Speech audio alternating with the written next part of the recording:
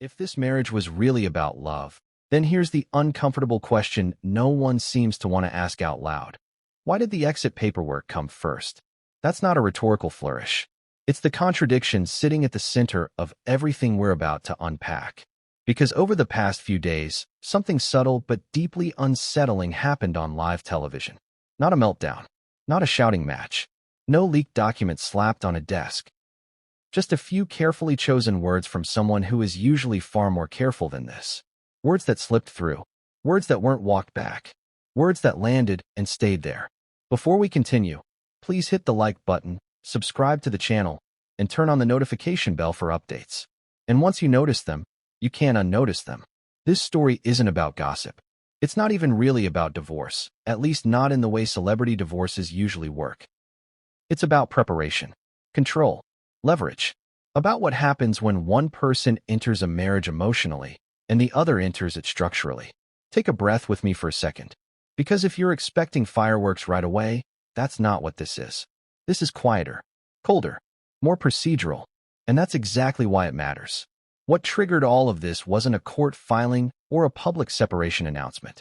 It was a live interview. A moment that, on the surface, looked like just another media appearance. But something was different. The tone was different. The pacing, the hesitation, the way certain words were chosen and others very deliberately avoided. If you watched it live, you may have missed it. Most people did. But if you replay it, especially knowing what we now know, it starts to feel less like commentary and more like a warning that slipped past the filter. Why now? Why say this now? That question matters more than the words themselves. Because timing is everything in stories like this. And this timing is curious. Prince Harry is more isolated than he has ever been. Not just personally, but professionally. The deals that were supposed to cement independence have underperformed or stalled. His public credibility has taken hits from multiple directions at once. And perhaps most importantly, the protective shield of institutional silence that once surrounded him is gone. Not cracked, gone. Which means something else has changed too. The rules of what can safely be said. This is where a lot of coverage gets sloppy. Headlines rush to declare villains and victims. Social media collapses complex dynamics into memes. But that's not what's happening here. This is about asymmetry. About what happens when two people walk into the same room with very different maps of where the exits are. Let me put it another way. Most people think of a prenuptial agreement as a seatbelt. You hope you never need it, but it's there just in case. What's being hinted at here is something else entirely. Not a seatbelt, a steering wheel. Something designed not just to protect in a crash, but to determine who controls the direction when things start to wobble. And if that sounds dramatic, stay with me. Because the drama isn't in the language. It's in the architecture. Here's the part that should make you pause. According to what's been suggested, this wasn't just a standard agreement about assets and separation. It wasn't merely about money. It was about narrative, about silence, about what happens if certain lines are crossed publicly, and crucially, about who decides when that line has been crossed. That changes everything. Ask yourself this. How many marriages begin with clauses that anticipate public humiliation, not hypothetical disputes, public contradiction, reputation damage, narrative conflict? That's not planning for divorce. That's planning for exposure. And exposure only matters if someone expects a story to emerge. Now, before we go any further, we need to slow this down. Because the temptation here is to jump straight to conclusions. To paint one party as calculating and the other as naive. Real life is rarely that simple. People can be both loving and strategic, vulnerable and manipulative, unaware and complicit, sometimes at the same time. The point isn't to flatten this into a morality play. The point is to understand how the imbalance formed and why it now appears to be closing in on one side far more than the other. Harry did not enter this marriage as an equal operator. Emotionally, he was raw, estranged from his family, hungry for loyalty, suspicious of institutions that had failed him before, and convinced, perhaps desperately, that this relationship represented not just love, but rescue. A way out, a way forward. That mindset matters, because people in that state don't negotiate exits. They cling to entrances. So when legal frameworks were presented, when assurances were given, when certain protections were described as mutual, it's worth asking, how closely was he really looking at the fine print? And how much did he trust that love would make those clauses irrelevant? Trust is not a legal strategy, and that's where things begin to tilt. One of the most striking elements hinted at in recent commentary is the idea that certain contractual mechanisms don't activate automatically. They wait. They lie dormant until a specific condition is met. A trigger. And that trigger, allegedly, isn't separation. It's speech. Public speech. That alone should make you uneasy, because it suggests a structure designed not to manage the end of a relationship, but to manage the aftermath of disclosure, to contain fallout, to shape the story after the story breaks.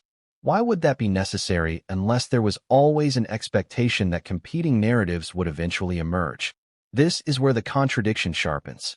On the surface, this marriage positioned itself as a partnership against hostile media forces.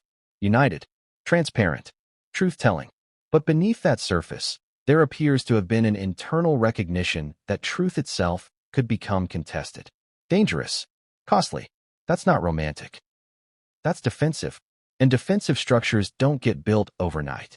So when someone like Tom Bauer, who is known for his restraint, hints at a dirty contract on live television, the word choice matters.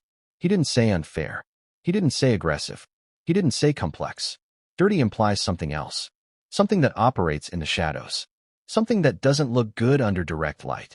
People like Bauer don't burn words casually. They especially don't burn them live.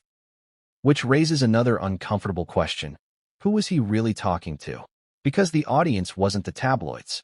And it wasn't Meghan's supporters or critics. It may not even have been the general public. It may have been Harry. A signal. A flare. A way of saying, this is what you're dealing with, whether you realized it or not. And if that's true, then the silence that followed makes more sense. The lack of immediate rebuttal. The absence of denials. The careful, almost cautious media response. Everyone seems to be waiting. Waiting for what? Possibly for someone to speak first. That's another key detail. According to what's being suggested, the power dynamic here depends on initiation. Who breaks the silence? Who contradicts whom publicly? Who frames the story first? In that kind of setup, staying quiet isn't weakness. It's survival, but it's also suffocating. Because the longer you wait, the more the narrative hardens without you. Harry is in a position where speaking could cost him legally, financially, reputationally. And not speaking is already costing him emotionally and professionally. That's not a coincidence. That's a trap. And traps don't spring by accident. What makes this particularly troubling is how invisible it all is. There's no courtroom drama yet. No filings for the public to dissect. No clear villain. Just a slow tightening of options. A narrowing of safe moves. And that's why this story matters right now.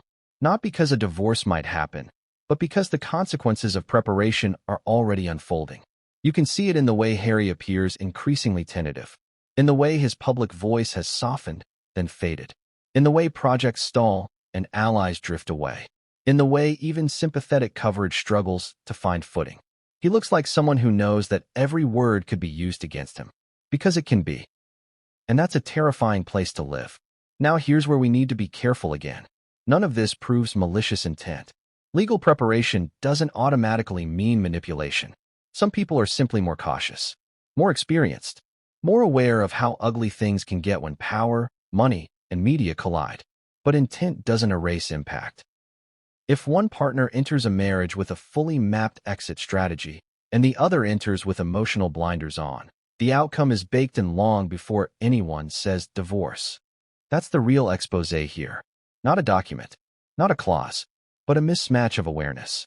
And the reason this is surfacing now, through whispers and hints rather than declarations, is because the system is still working. The constraints are still in place. The silence still holds. But pressure is building. Because narratives don't stay bottled forever. Eventually, someone breaks. Eventually, something leaks. Eventually, the cost of silence outweighs the cost of speaking. The question isn't whether that moment will come. It's who it will destroy when it does. And that brings us back to that live TV moment. To the pause. The phrasing. The look that suggested more was being held back than revealed. Because if the contract truly operates the way it's being hinted at, then what we've seen so far is just the outer layer. The polite version. The warning label. The real consequences haven't hit yet. But what comes next will force a choice. And once that choice is made, There's no reversing it. Did you catch it when it happened, or did it only register later, like a sentence you replay in your head hours after the conversation ends? Because that's how this began. Not with a revelation, but with a slip. A moment that felt almost accidental. Almost. The interview was supposed to be routine. A familiar format. Familiar questions. The kind of segment that barely leaves a ripple before the next headline washes over it. And yet, something in the air shifted early on. Not dramatically. Subtly. A half-beat too long between question and answer. A phrase chosen, then slightly adjusted mid-sentence, as if the speaker was weighing how much weight the room could bear. And that's where it happened. Not in a declarative statement. Not in a bombshell. But in a description. A word that didn't need to be there, and therefore mattered. Dirty. Not unfair. Not aggressive. Not even ruthless. Dirty. Why choose that word on live television? That's the first question worth sitting with. Because people who've spent decades navigating libel laws, legal threats, and high-powered reputations do not toss language around casually. Especially not words that imply something unsavory beneath the surface. Something procedural rather than emotional. Something planned. And the second question, even more unsettling, is this. Why now? Let's slow this down and walk through that moment carefully, because it's easy to miss what made it so unusual if you weren't listening for it. The interviewer wasn't pushing. There was no hostile framing. No ambush.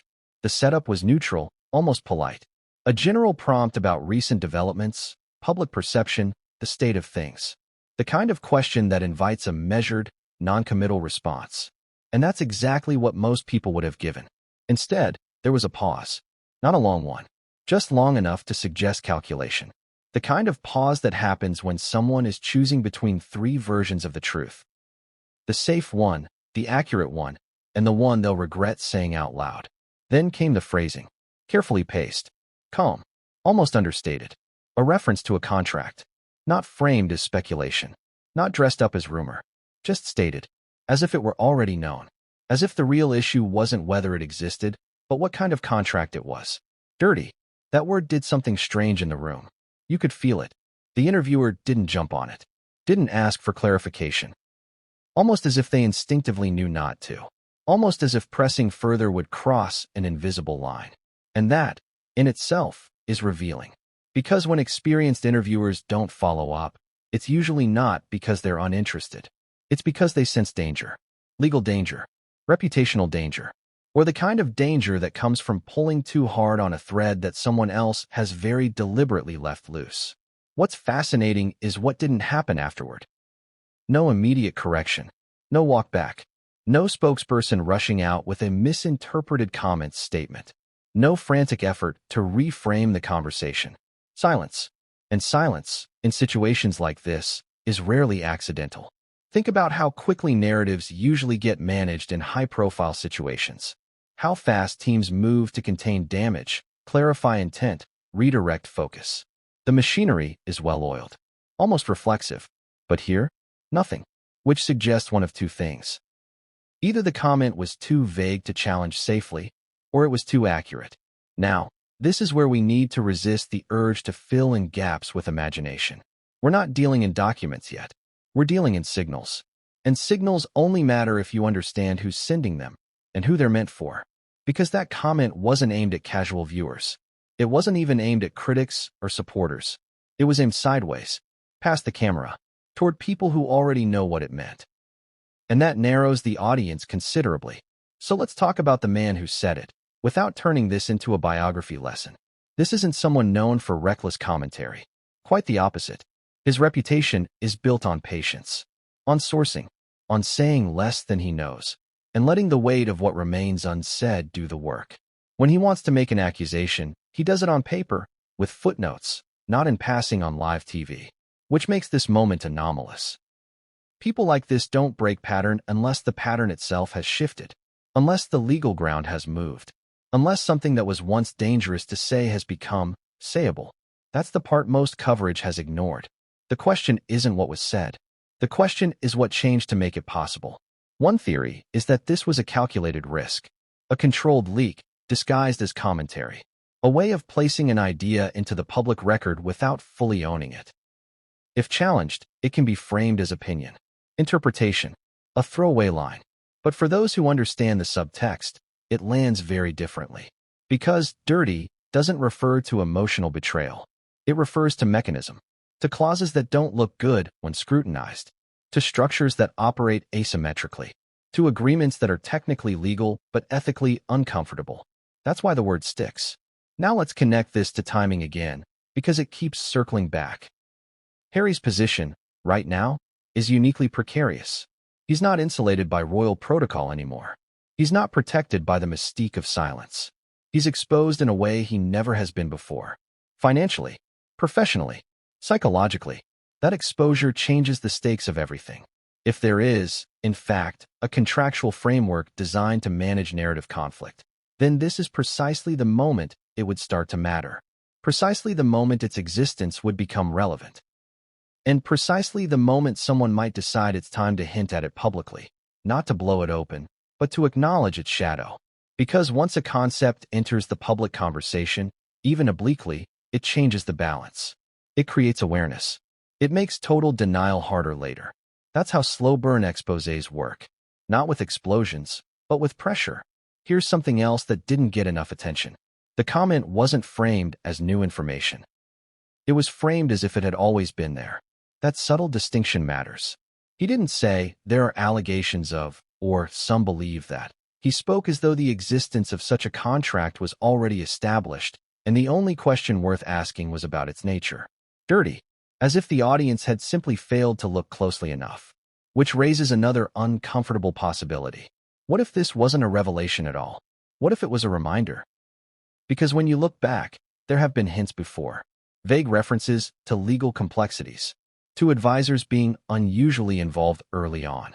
To an emphasis on protection that went beyond the norm. At the time, those hints were easy to dismiss.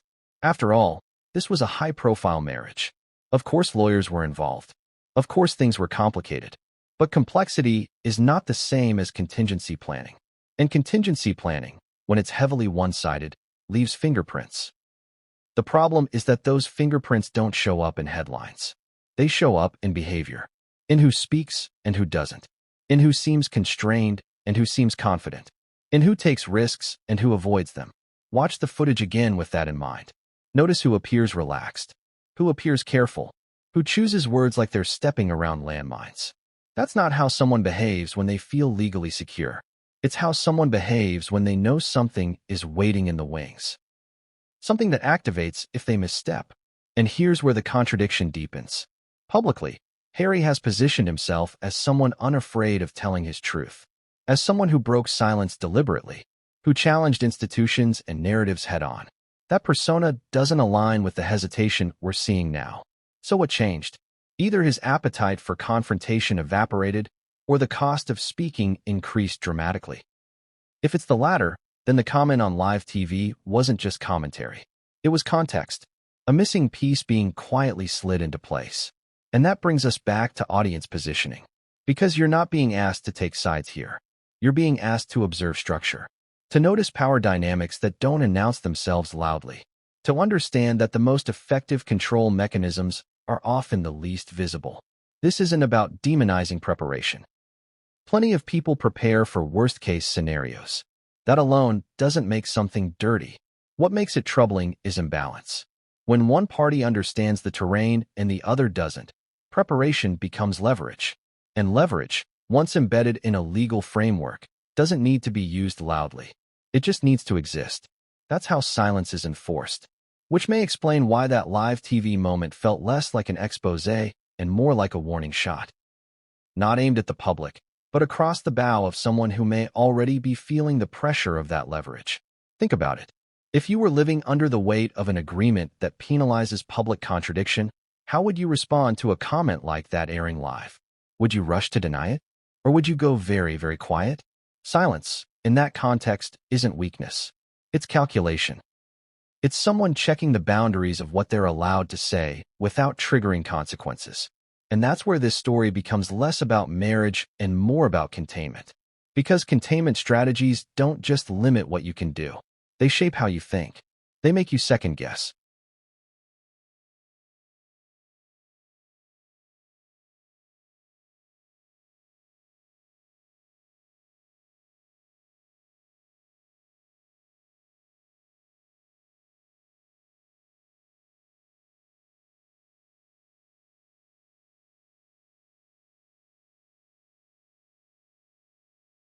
The first thing to understand is that restraint is not neutrality. It's a tactic, a choice. And for most of his career, Bauer's restraint has been surgical. He doesn't rush. He doesn't speculate publicly. He doesn't hint without documentation waiting in the wings. When he wants to say something explosive, he does it the slow way, in print, with receipts, after lawyers have torn every sentence apart. Which makes this moment such an outlier. This wasn't a book launch. There was no promotional pressure, no deadline forcing his hand. He wasn't under attack. No one was baiting him into a hot take. He could have easily answered the question in broad strokes and moved on. Instead, he chose specificity. Not names, not clauses, but tone, characterization. Dirty. That's not the language of a man casually speculating. That's the language of someone who has seen something he finds distasteful. Not because it's illegal, but because it's structured to advantage one side in a way that feels wrong. And that distinction matters. Illegal things get challenged loudly. Dirty things survive because they sit in legal gray zones. Because they're technically permissible. Because everyone involved knows that challenging them would cost more than complying. That's the kind of thing that frustrates seasoned investigators the most. So why would someone like Bauer decide to signal that frustration now? One answer is access. Another is timing. But the most compelling explanation is exhaustion. There comes a point in long-running stories where the accumulation of silence becomes its own form of dishonesty, where holding back stops feeling responsible and starts feeling complicit. And for people who trade in truth, even cautious truth, that line is unbearable once crossed. You can hear it in the cadence of that interview. The way he slows down slightly, the way he doesn't rush past the comment, the way he lets it hang just long enough to register. That's not someone trying to blow something up. That's someone nudging it into the light. And when you view it that way, the question of why now sharpens even further. Because the reality is this: Bauer didn't need to say anything. The story, as far as the public narrative goes, could have continued to drift. Harry's reputation declining quietly. Meghan's positioning remaining controlled. Media coverage staying fragmented and reactive. Nothing forced a disruption. Unless something behind the scenes has reached a point where disruption is unavoidable. Think about what tends to precede moments like this. Not explosions, but cracks. Legal deadlines. Contractual trigger points. Negotiations stalling. Someone deciding not to renew silence. And that's where the idea of safety becomes central. For years, certain things may not have been safe to say. Not because they weren't true, but because the legal and reputational cost of saying them outweighed the benefit. That's how power maintains itself in public narratives. Not through censorship, but through deterrence. But deterrence only works as long as the threat remains credible. What if that credibility has weakened? What if certain clauses are closer to activation, expiration, or challenge than before? What if someone, somewhere, has already decided they're willing to absorb the cost? In that context, a live TV hint stops being reckless and starts being strategic. A way of laying groundwork. Of preparing the audience for information that may soon become unavoidable. Of saying, when this comes out, remember, it wasn't out of nowhere. And this is where we need to talk about the audience he was really addressing. It wasn't the general public. It wasn't casual viewers. It wasn't even journalists looking for a soundbite. It was people who understand how these systems work. Lawyers, advisors, editors, people who read between lines because they've had to. When someone like Bauer uses a word like dirty, in that context, it's a dog whistle. A signal that something exists that won't look good if examined closely. Something that relies on obscurity to function. And obscurity, once pierced, changes everything. This is also why there was no immediate backlash. No one rushed to correct him because doing so would require specificity. And specificity is dangerous when the underlying structure can't withstand scrutiny. Better to let it pass. To trust that most people won't notice. To rely on distraction and short attention spans. Except someone did notice. You did. And once you notice, you start connecting dots that were previously easy to ignore. For example, the pattern of who has spoken freely over the years and who hasn't. The way narratives have been managed. The way certain topics remain conspicuously untouched. The way legal language keeps creeping into conversations that are supposedly about emotion. Those patterns don't prove anything on their own, but they do tell a story. And that story is about control. It's about who has room to maneuver and who doesn't. Who can afford to be candid and who can't risk it? Who appears confident and who appears constrained? And right now, the contrast between those positions is stark. Harry looks like someone walking on eggshells, someone hyper-aware of consequences, someone choosing silence not out of indifference, but out of fear of making things worse. That doesn't align with the image of a man who supposedly liberated himself from institutional control, unless that control didn't disappear, unless it simply changed form. This is the part that makes people uncomfortable because it challenges a popular narrative. The idea that leaving the royal system automatically meant freedom, that stepping away removed constraints. But power doesn't vanish when you exit one system. It follows you into the next, especially if you sign documents that allow it to. And that's why the live TV comment matters so much. Because it suggests that the real power dynamic here has never been fully visible. That while the public watched one battle against the monarchy, the press, the institution, another structure was being quietly constructed in parallel. A private one governed not by tradition, but by contract. That's a far more unforgiving system. Contracts don't care about feelings, or intentions, or narratives. They care about compliance. Which brings us back to motive. Why would someone choose to prepare so thoroughly for an outcome they claim not to anticipate? Again, preparation alone isn't sinister. Plenty of people are cautious. But the depth and nature of that preparation matters. When contracts extend beyond assets into behavior, speech, and narrative control, they stop being defensive and start being prescriptive. They don't just protect against harm. They shape future possibilities. And that's where the line between prudence and manipulation blurs. This is also where many observers get lost, because they're looking for a smoking gun. A single clause that proves intent. A document that can be waved in the air. But that's not how these things work. The most effective mechanisms are the ones that don't look dramatic. They're embedded in reasonable-sounding language. Mutual obligations, non-disparagement clauses, confidentiality provisions. All standard, all defensible, until you look at how they interact. Until you see how one party has far more to lose if they're enforced. That's what makes them dirty. Not because they're illegal, but because they rely on imbalance.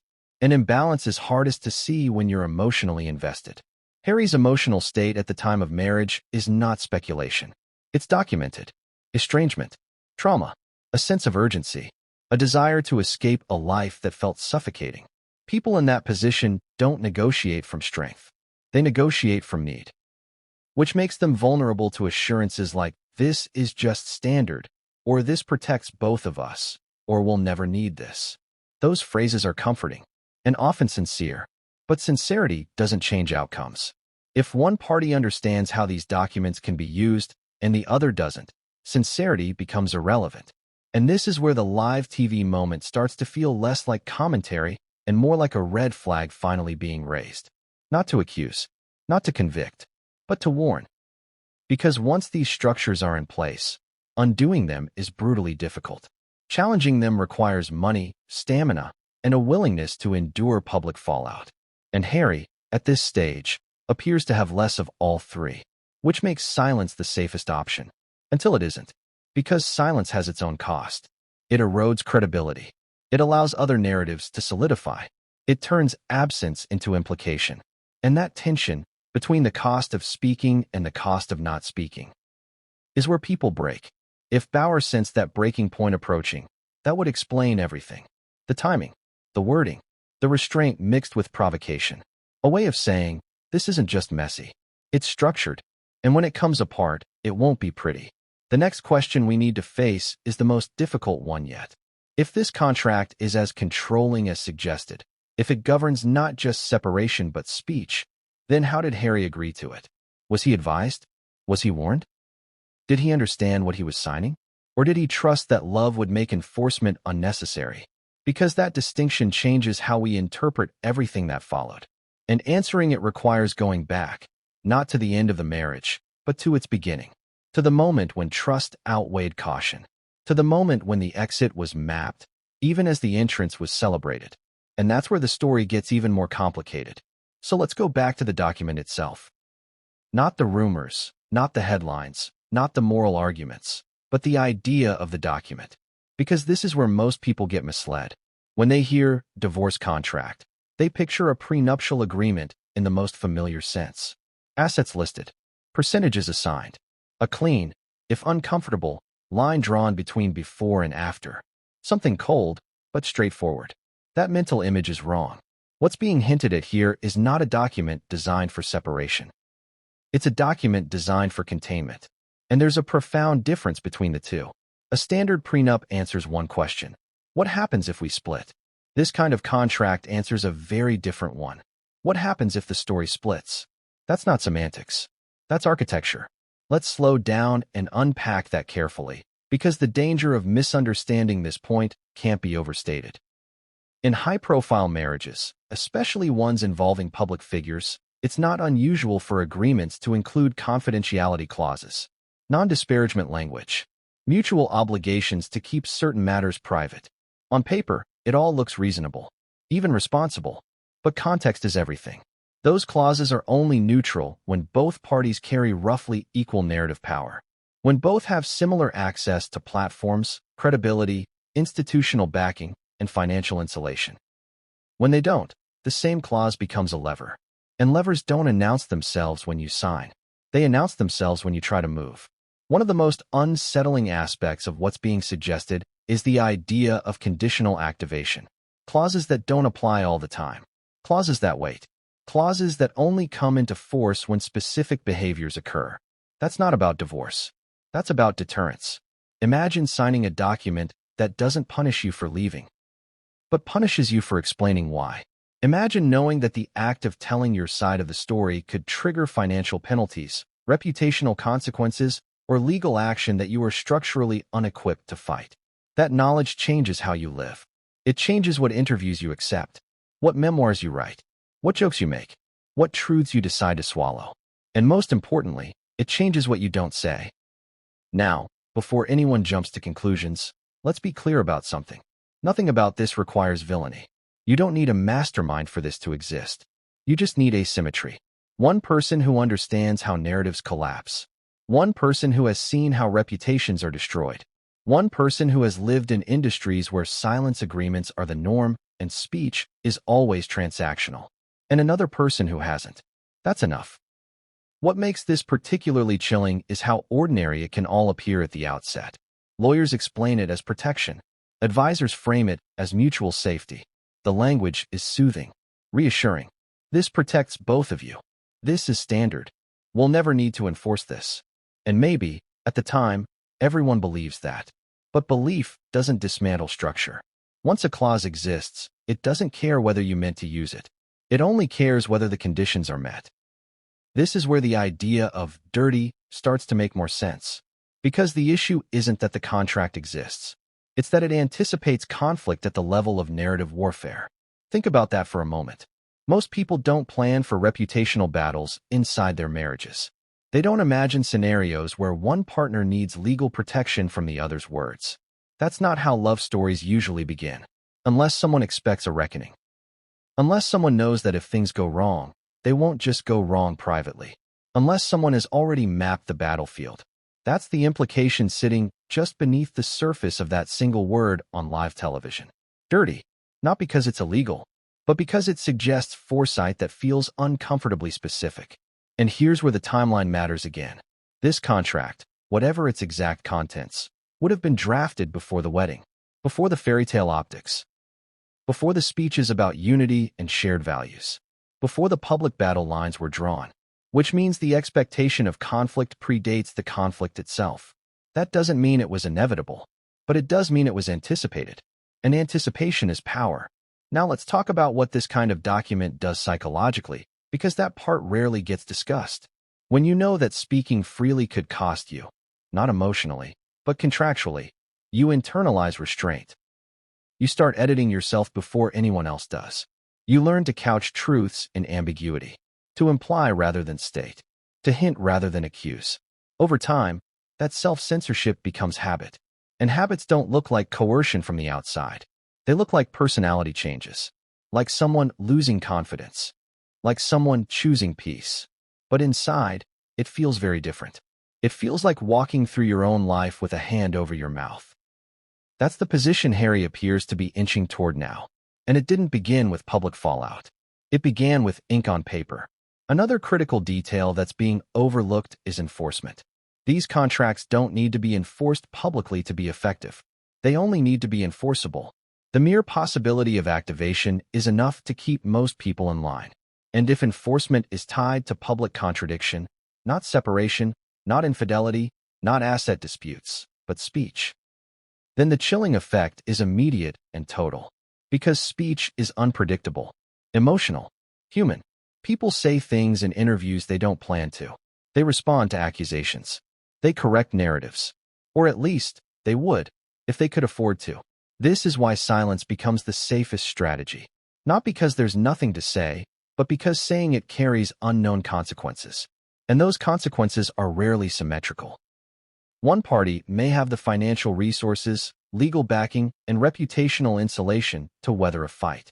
The other may not. In that situation, mutual clauses stop being mutual in practice. They become shields for one side and muzzles for the other. That's the imbalance people like Bauer recognize instantly. And that's why his discomfort likely wasn't about the existence of a contract, but about its function. Because contracts like this don't just resolve disputes. They predetermine winners. Now let's address the inevitable question. Why would anyone agree to this? The answer is simpler than people want it to be. Because they didn't see it that way. When you're emotionally invested, you don't read documents as weapons. You read them as formalities. You trust the framing provided by people who seem to have your best interests at heart. And if you're entering a relationship believing it's a refuge, an escape from something painful, you're even less inclined to interrogate the exit strategy. You assume you won't need it. You assume love will override it. That assumption is the most expensive one people make. And it's not stupidity. It's humanity. Which is why this story is so uncomfortable to watch unfold. Because it doesn't hinge on obvious wrongdoing. It hinges on timing, awareness, and asymmetry. And that makes it harder to resolve emotionally. There's no clear moment where everything went wrong. Just a series of small, reasonable decisions that slowly narrowed one person's options. And now, years later, we're watching the consequences surface, not through lawsuits or headlines, but through behavior, through hesitation, through silence, through the visible strain of someone weighing every word. The contract doesn't need to be public for this to be real. Its effects are already visible. And that's what makes the live TV comment so significant. It wasn't exposing a document. It was exposing a dynamic that many people suspected, but few had articulated so bluntly. Dirty, because once you see it, you can't unsee it. And because it reframes everything that came after.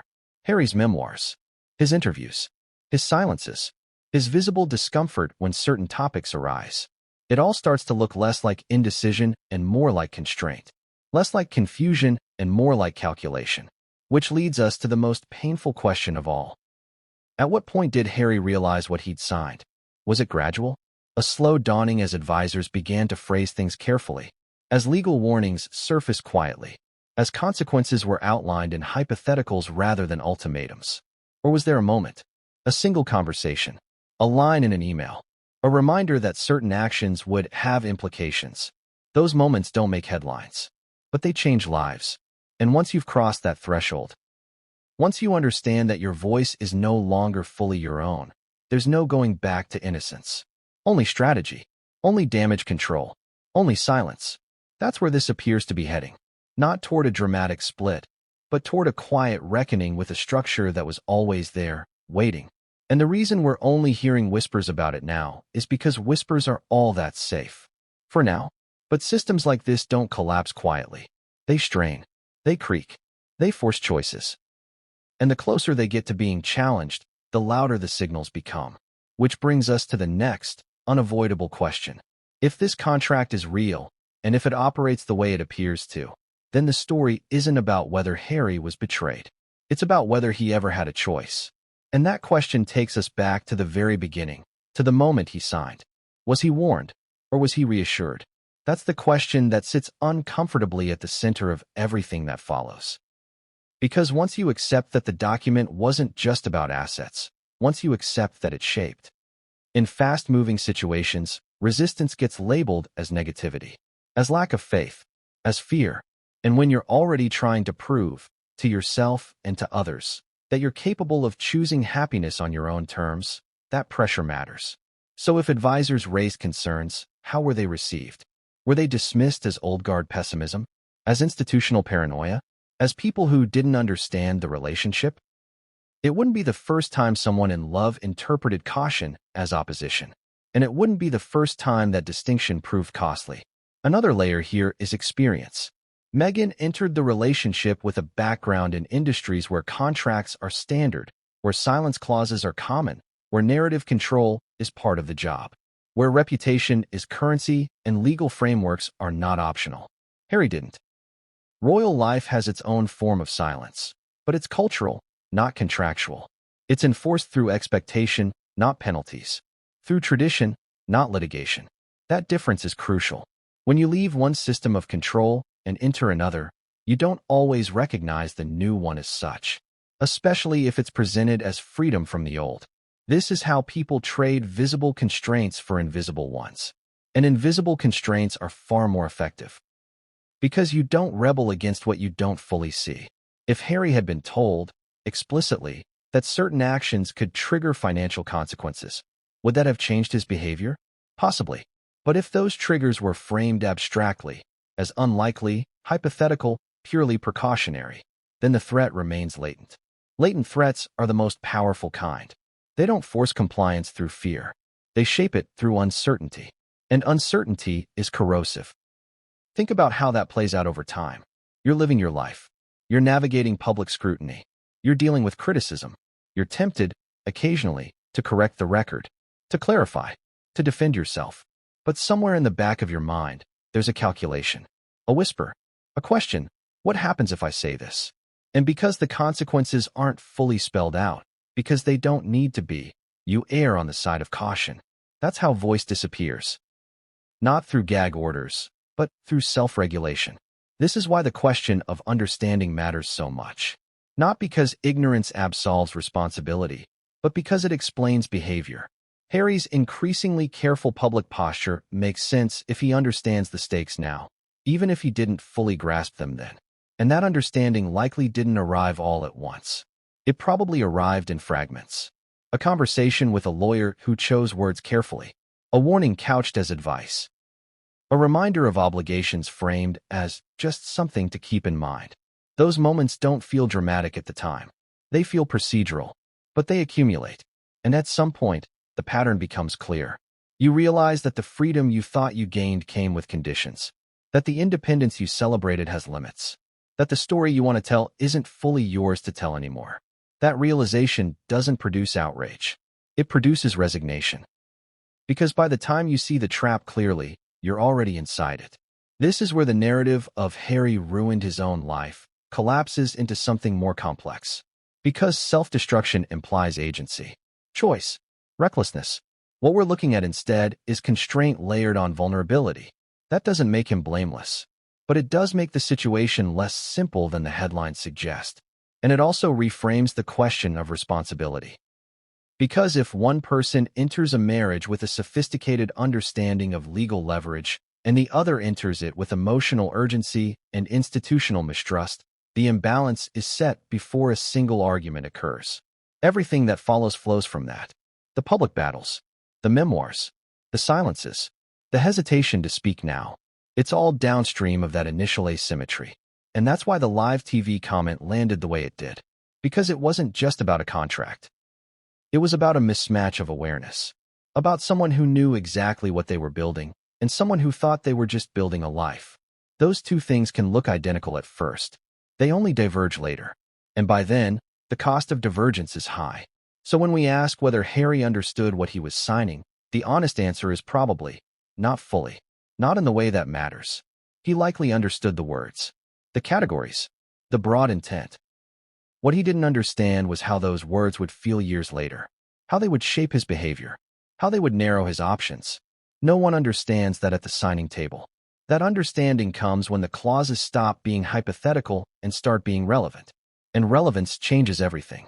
Because once you realize that your ability to speak freely has been pre-negotiated, the relationship itself changes. Even if the marriage hasn't formally ended. You start living with the end in mind. And that's a lonely place to be. Which brings us to the next layer of this story, the silence clauses themselves. The mechanisms that turn understanding into compliance. Because it's one thing to anticipate separation. It's another thing entirely to anticipate speech. And that's where the real power lies. So what exactly enforces that silence? Not in theory, not in legal textbooks, but in the real, grinding way it shapes daily decisions. The way it creeps into conversations with advisors. The way it turns interviews into minefields. Because once you understand that speech itself may be conditional, the entire landscape shifts. Silence clauses are often described as polite agreements. Civilized, mutually respectful. They sound like grown-up solutions to avoid ugly public fights. And in many cases, that's true. They exist to prevent harm, to keep private matters private. But that framing collapses when the silence isn't symmetrical. And symmetry is everything here. A silence clause only works fairly if both parties have equal incentive to speak and equal capacity to absorb consequences. If one party's reputation, income, and future depend far more heavily on public perception, then silence isn't neutral. It's punitive. And that's the contradiction buried inside these agreements. They present as mutual restraint, but they operate as asymmetric control. Let's talk about how that works in practice. Most of these clauses are written broadly. Not, you may not say X, but you may not say anything that could reasonably be interpreted as damaging. That language matters. It's subjective, elastic. It doesn't require explicit accusations. It doesn't even require malice. All it requires is interpretation. And interpretation is power. Who decides what's damaging? Who decides what crosses the line? Who decides when a comment has gone too far? In theory, courts do. In practice, the threat of court is often enough. Because even if you believe you're in the right, fighting a legal battle is exhausting, expensive, public, and unpredictable, especially when one side has deeper pockets, better access to legal firepower, and less to lose reputationally. That's the unspoken reality behind these clauses. They don't need to be enforced to work. They just need to be enforceable. And if enforcement is tied to triggers, specific behaviors that activate penalties, then compliance becomes almost automatic. This is where the idea of dirty sharpens into something more concrete. A contract that penalizes speech only after a certain condition is met isn't just protecting privacy. It's waiting for a mistake. And mistakes are inevitable. People speak emotionally. They respond to provocation. They defend themselves. They clarify misunderstandings. Or they would if they could. But when every word carries potential consequence, spontaneity dies. Authenticity gets filtered. And eventually, silence becomes the default. That's not mutual respect. That's containment. Now imagine living with that awareness for years. Not knowing exactly where the line is, only that crossing it would be costly. That's not freedom. That's psychological confinement. And the effects show up slowly. First, you stop correcting small inaccuracies. Then you stop addressing larger ones. Eventually, you stop engaging at all. Because engagement itself becomes risky. And that withdrawal doesn't look dramatic from the outside. It looks like disengagement. Like apathy. Like weakness. But internally, it's something else entirely. It's someone calculating risk every time they open their mouth. This is why the silence around certain topics has been so striking. Not just the absence of comment, but the consistency of it. The way certain questions never get answered. The way interviews steer clear of specific territory. That kind of consistency isn't accidental. It's strategic. And strategy implies stakes. Another element that rarely gets discussed is how these clauses interact with financial structures. If penalties are tied to income streams, royalties, or future earnings, then speech becomes a financial gamble, not just a reputational one. For someone whose income depends heavily on public-facing projects, books, speaking engagements, media deals, that's an enormous pressure point. Say the wrong thing, and you don't just risk a lawsuit. You risk destabilizing your livelihood. That's not a hypothetical fear. That's a tangible deterrent. And when deterrence is built into the contract, it doesn't need constant reinforcement. The fear sustains itself. This is why silence clauses are often described as clean on paper, but feel suffocating in reality. Especially when one party has diversified income, institutional backing, or a pre-existing platform that doesn't rely on constant public goodwill. Again, asymmetry. And asymmetry turns protection into control. Now here's where things get even more unsettling. There's reason to believe that some of these clauses aren't triggered by negativity alone, but by contradiction. That distinction matters. Negativity is subjective. Contradiction is factual. If a clause penalizes public contradiction of agreed narratives, then truth itself becomes dangerous. Not because it's false, but because it destabilizes a version of events that has been legally insulated. In that scenario, even clarifying your own experience can be construed as breach. And that's a terrifying place to be, because it means that silence isn't just about avoiding insults or accusations. It's about preserving a story that one party may have more control over than the other. This is where legal language and media strategy intersect in deeply uncomfortable ways. Because once narrative consistency is contractually protected, public discourse stops being about facts and starts being about compliance. And compliance doesn't care about emotional truth. That's why the notion of dirty resonates, because it suggests something that may be technically permissible but ethically compromised. A structure that doesn't just anticipate conflict, but manages it in advance by limiting one side's ability to speak. It's not that these clauses are rare. They're not. It's that they're rarely applied in situations where one party is so visibly vulnerable and the other so structurally secure. That combination is what makes this case stand out, and it's what makes the consequences so lopsided. Now consider what happens when public pressure mounts, when criticism intensifies, when narratives harden, when silence starts to look like guilt rather than restraint. That's when the internal conflict peaks. Do you speak and risk triggering penalties? Or do you stay quiet and let others define you? There's no good option. And the longer that tension lasts, the more it wears a person down. This is where you start to see cracks, hesitation, visible discomfort, carefully worded statements that say almost nothing, a retreat from public engagement. These aren't signs of indifference. They're signs of someone boxed in. And the box isn't just legal. It's psychological. Because once you've internalized the idea that your voice is dangerous to you, reclaiming it feels reckless, even if you're suffering in silence. That's why the live TV comment mattered so much. Because it acknowledged the box. It said, quietly, this isn't just about divorce. It's about constraint. And once that idea enters the public consciousness, even faintly, it changes the calculus. Silence becomes visible. And visible silence invites questions, which is why, ironically, the very mechanisms designed to suppress narrative can end up amplifying it. People notice what isn't said. They sense when someone is holding back.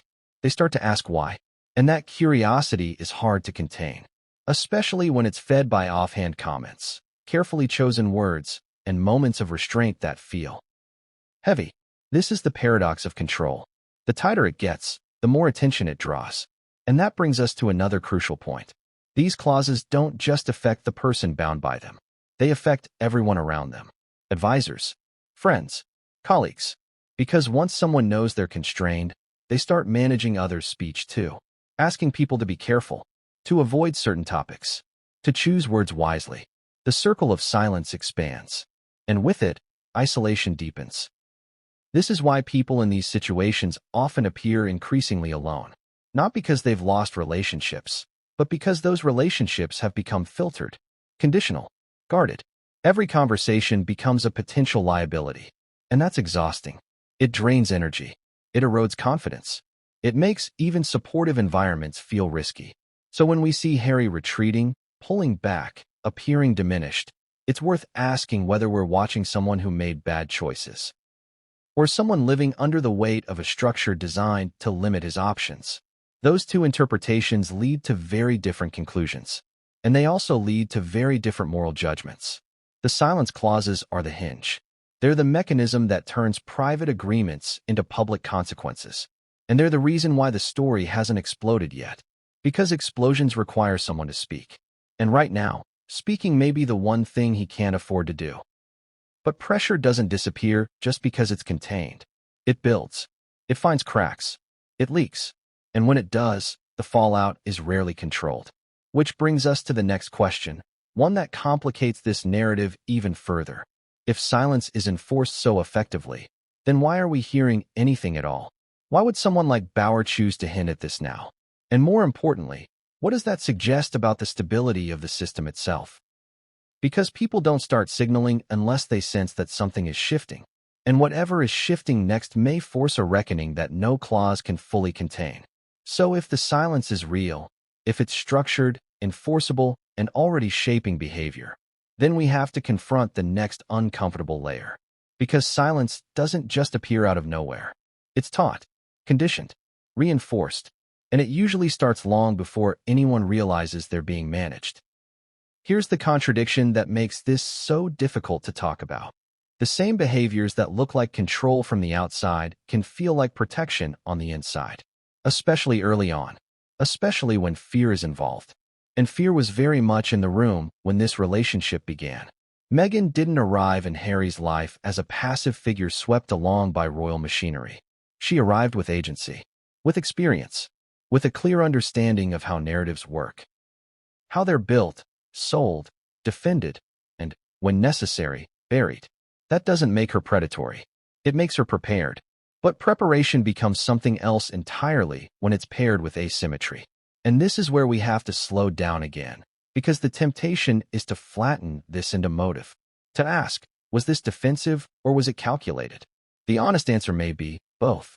Imagine stepping into a world where the press is brutal, relentless, and deeply personal. Where you've watched others be torn apart. Where you've seen how quickly public favor turns. If you're smart and survival-oriented, you prepare. You protect yourself. You make sure you can't be blindsided. That impulse is human. The problem arises when one person's preparation intersects with another person's vulnerability.